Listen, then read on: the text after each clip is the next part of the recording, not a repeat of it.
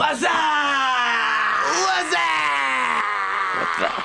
So you really want to know what's up? Well, I'm here today to tell you exactly what's up. And what's up is the number one scoring team in the NFL has been stifled. The hottest team in the NFL has been cooled down, and the so-called MVP frontrunner has been humbled. Did that go the way you thought it was going to go? Nope. It is truly amazing what can happen over a 3-hour span. There are times where you can come into a situation and have a mindset totally set on one thing, then 3 hours later, you don't know what's going on, you're confused, you really don't know what to believe. And this is what happened during Sunday night. And if a lot of you don't know, if you're new here, welcome. But if not, you already know. Put out a video on Saturday. Well, actually, I live streamed, and that's how serious the situation was on Saturday about the Buffalo Bills versus the Baltimore Ravens. And of course, the Buffalo Bills fans had a lot to say. There was one YouTuber in particular, and now I'm going to mention his name. His name is Dan Mitchell. Cool guy. Was in his stream last night while the game was going on. He had a lot to say about the Ravens before this game started. Like, he disrespected us down to the towel boys. Like, he said that our guys doing laundry weren't using the right detergent or the right fabric softener, and that's why this team wasn't the way that it used to be. Like, he said everything. And yes, I do embellish on my stories from time to time, but he did have a lot to say. And one of the worst things that he said was the Baltimore Ravens as a franchise does not exist anymore.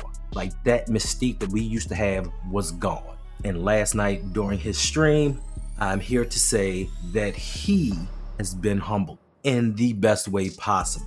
And you know, during the whole stream, I'm in there letting them know, giving it to him, pause, because the Ravens started from the jump. Even though the Ravens fans and I were just in there giving him a hard time about it, I'm here to let you know it ain't over. It's not over.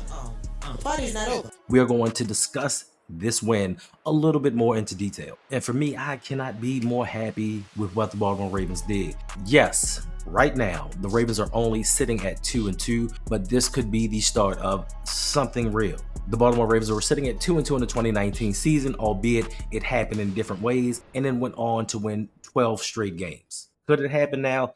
It's quite possible.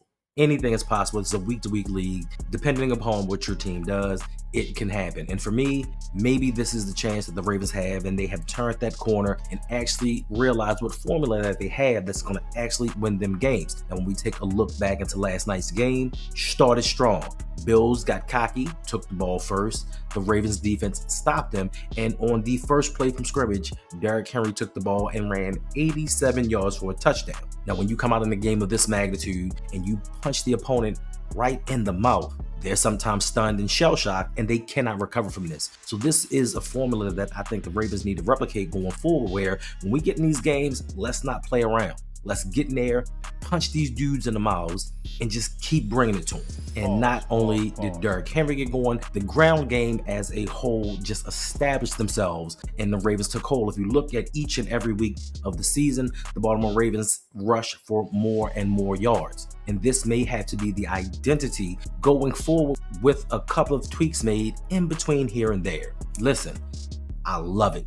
Grind it out, smash mouth football.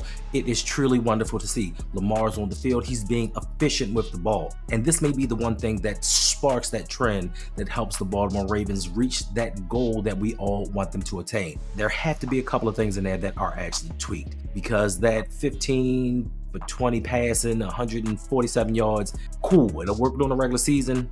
We have to figure some things out. But of course, this is a work in progress. This is only the 4th game of the season, but we have to get it going. The Ravens have to figure out what is going to be the meat and potatoes of this offense and keep innovating from there. Now, defensively, I think this is the game that may really spark the team, as in the identity of what they're going to be defensively. You have to give your props to Zach Orr for this game. Defense balled out. We are not going to discuss today any mistakes or bad things that happened, because for the most part, the Ravens played a darn near perfect game. A couple of laughs here and there, but you took the number one scoring offense in the NFL. Number one. just beat the crap out of the Jacksonville Jaguars, and the Ravens defense held them to 10 points. And 7 of those 10 points came on a broken play, and they got some chunk yardage. But aside from that, the Ravens defense held this team down and made them look mortal.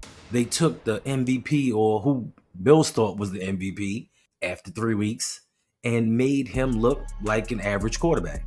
Yes, Josh Allen is an amazing talent. Josh Allen is very special. But Josh Allen only went 16 for 29 and 180 yards against the 32nd ranked pass defense of the league. Now, Dan told me during his stream that, hey, Josh Allen in this offense, with everybody we got going on around here, going up against the 32nd ranked defense, we are going to kill them. We're going to score and score and score until the backups come in and score some more. And guess what? None of that happened. None of this occurred. The Ravens defense made them look mortal, made them look downright putrid. And shout out to Kyle Van Noy. The older he gets, the better he seems to become. He is the pass rush of the Ravens right now. He provides pressure. He gets the sacks. Like, he is everywhere. And granted, some of that was helped out by a stupid call by Joe Brady. I don't know what he was trying to run during that scenario, but they had to do something to try to get yardage, because with running their regular offense, they weren't getting anything done. The Ravens were just shutting them down. And like I said, outside of a few lapses here and there, the passing game was null and void. They were not running on us. Travis Jones was just a terror up the middle. So the now previously undefeated Buffalo Bills, because I was told Josh Allen is 6-1 in primetime games and he's virtually unstoppable. And this is why we tell a lot of you Ravens fans, watch other teams play football, because apparently Bills fans do not watch the Ravens play, because when Lamar gets into primetime, he is a different animal. Lamar Jackson is 9-1 now in home primetime games. He was 15-4 in primetime games just all together, but now 9-1 at home. And this lets you know that this young man just balls out when the cameras are the brightest. Now, if it weren't for a few slip-ups here and there, we may have seen another Jackson 5 last night. But some of Lamar's weapons did not want him to be great on this evening. They wanted him to be good. They didn't want him to be great. But even without optimal Lamar Jackson, the Baltimore Ravens gave it to the Buffalo Bills. And I hope for you Bills fans that are saying, no, we're just going to go 16-1 now and on to the Super Bowl, you kind of have to remember there's a possibility that in the playoffs, you may have to run into the Baltimore Ravens again. Now, I heard y'all out there joking last night about, oh, wait till they get to the playoffs and see what happens. Yeah, let you be the team that we meet in the playoffs again, and let's see what happens. I'm willing to put my money on Lamar Jackson and the Ravens. Are you willing to be that confident? Are you willing to have that same hubris that you had going into this game, into seeing the Ravens in the playoffs? Because I guarantee you, if you guys see that matchup, y'all are going to start scratching your heads like, I know I said we was cool and confident, but I saw what they did to us the first time. So, I mean, maybe, I don't know. Yeah. All that stuff you talking, I guarantee if you see us in the playoffs, you're not going to come in with that same energy. But less about you and more about the winners. We don't need to discuss the losers right now. So I want to give a big shout out. I want to, you know what I'm saying? You the man. And listen, shout out to Derrick Henry, shout out to Lamar Jackson. But I do think one unsung hero of this game and of this season, and especially going forward, if we continue to do what we're doing with this, is gotta be Justice Hill. Justice Hill balled out. Like, dude balled out. They used him in different ways, and I have to say, dramatic improvement from last year to this year. He's improved in his blocking because we made fun of him with that. He's improved with that, and he's just being, I guess, utilized the correct way. Like, Todd Monken has found his niche with Justice Hill and how to use him and deploy him in this offense.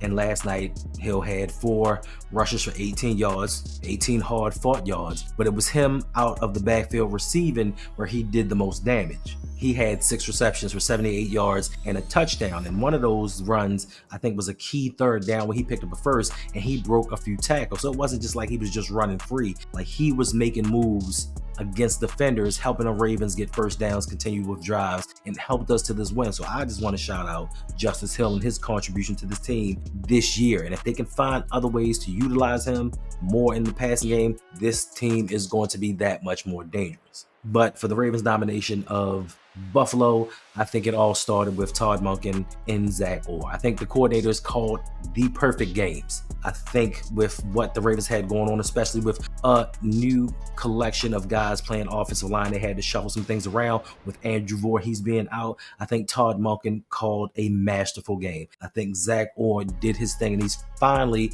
I guess, getting a groove on how to call games, especially when he starts focusing on the weakness of the other teams. So if the Ravens can keep this going, if these coordinators can continue to call these games, if the offensive line can protect somewhat the way that it did, they got better. This is not a bad stream, so we're not saying nothing bad about nobody. If the offensive line can get better, all of these things can gel, the Ravens have a very strong chance to win their next 10, 12 games, go on a run, and take control of the AFC. But the one thing that I'm going to ask is, I just need Todd Monken to find a way, and this is not all on Todd Monken, I need him to find a way to mirror that run game and up the pass game a little bit. Now, I know we had some drops, and we had some bad drops that I wasn't happy about, because it has been said, and it has been regurgitated over and over, even Dan said it in his stream, that, Lamar Jackson can't throw outside the numbers. He hit some passes outside the numbers, and that one pass to Zay Flowers, all I'm going to say is,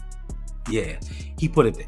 It wasn't a completion, but he put it there. Should he have had 3 passing touchdowns? He should have. He put it there. It hit him in the hands. Like, all of this isn't on Todd Monken, but I need him to find more ways to up this passing game. Because in the last 2 games, barely 300 yards passing combined. And the efficiency is outstanding. It's cool and dandy. The Ravens won. But I just know going forward, going into the playoffs, this may not play out the way that we think that it is. I cannot expect for my team to go into the playoffs and run for 250 yards per game on the way to a Super Bowl. So we have to establish that passing game. And I'm sure that we will. We get a better chance at it next week, where the Baltimore Ravens travel to Cincinnati to take on the division rival Bengals. So we just take this, we grow from it, we just add a couple of wrinkles here and there, but the Ravens did an outstanding job yesterday. I know it got a little bit scary towards the end, because, it was Buffalo scored that touchdown, and we like, here we go again.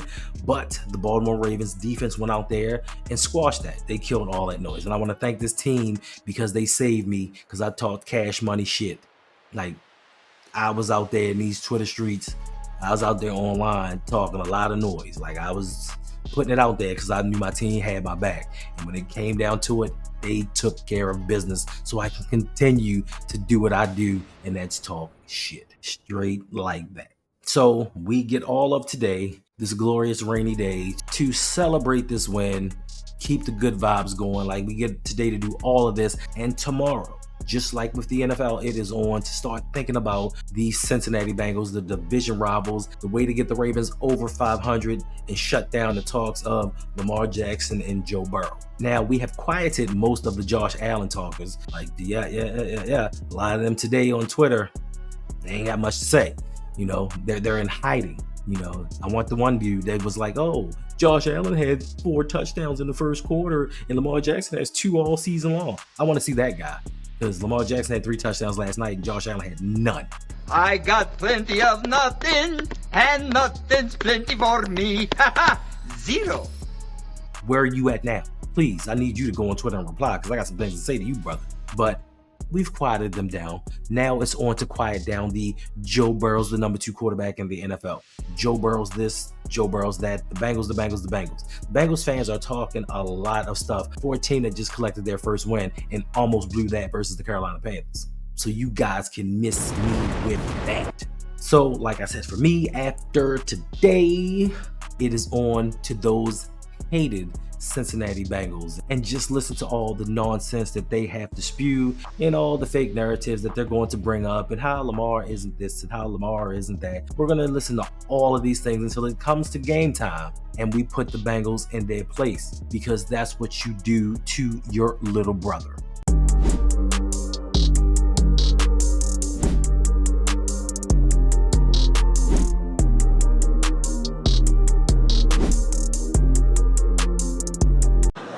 Nah, man, I'm cool.